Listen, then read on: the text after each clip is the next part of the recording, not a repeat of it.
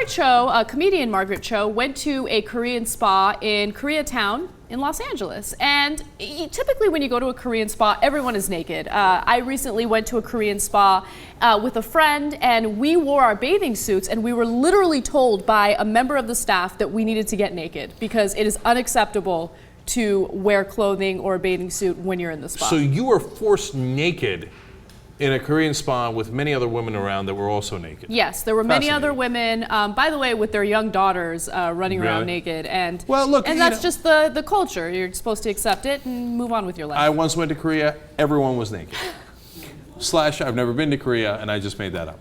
Okay, so Margaret Cho apparently had a different experience than you, though. Yes, so Margaret Cho goes to the Korean spa, and as she's chilling out by the, the hot tub, she gets approached by an employee there, and the employee tells her, the other patrons are a little uncomfortable with your tattoos, so do you mind going back into the locker room and covering up?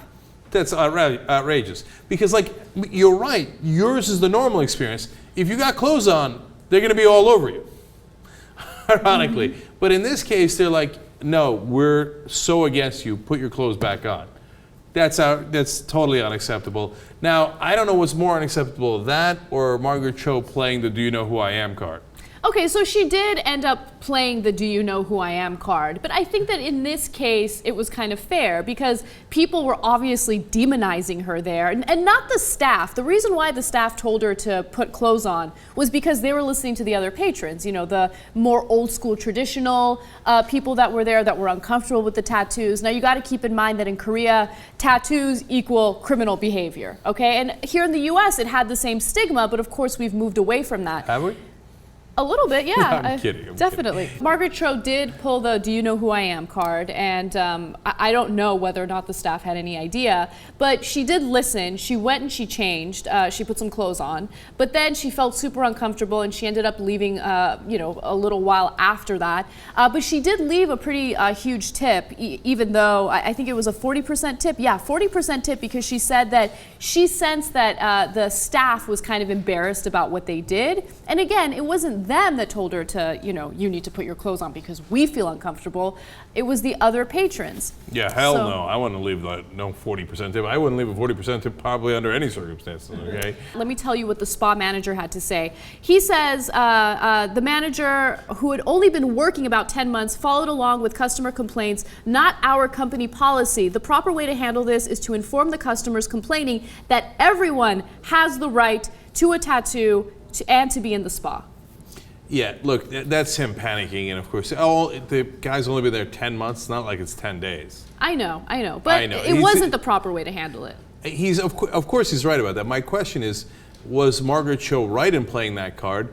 Because if she was just a regular person, they would have just done that. She would have left, and there would have been no consequences. Instead, she made it public, and of course, the spa manager freaks and it's like, no, it's totally fine. I don't want the bad publicity. Oh, it's just that manager that he was just inexperienced 10 months. All right, well, she kind of explains why she pulled that card. So let's read her reply and then we'll judge. All right, she says, yes. I brought the first Korean American family to television. I have influenced a generation of Asian American comedians, artists, musicians, actors, authors, many people to do what they dreamed of doing, not letting their race and the lack of Asian Americans in the media stop them. If anything, I understand Korean culture better than most because I have had to fight against much of its homophobia, sexism, racism, all the while trying to maintain my fierce ethnic pride. I struggle with the language so I can be better understood. I try to communicate my frustrations in Korean so that I can enhance my relationship with my identity, my family, my parents, homeland.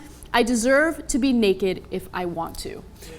She lost me a little bit in the beginning with the I'm like the greatest Korean American ever.